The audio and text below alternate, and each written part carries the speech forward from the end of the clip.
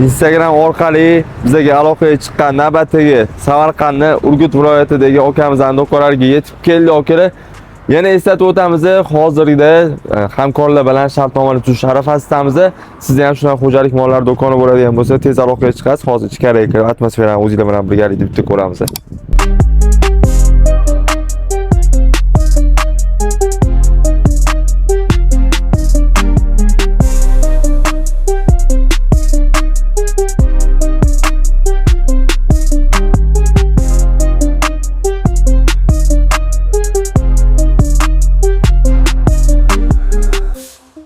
Mahsulotlarimizni uje ko'rsatib taklif qilishni boshlaydi akalar. Ko'rdinglar, Urgutda juda ham katta do'konligi bor ekan. Xudo ursa ishlashni boshlaydigan bo'lsak, bemalol kelib shu do'kondan ham mahsulotlarimizni xarid qilsanglar bo'ladi akalar. Eslatib o'tamiz, xuddi shunaqa do'koningiz bo'lsa, sizda ham mana shunaqa elektr instrument bilan shug'ullanmoqchi bo'lsangiz yoki bemalol bizga aloqaga chiqaverasizlar.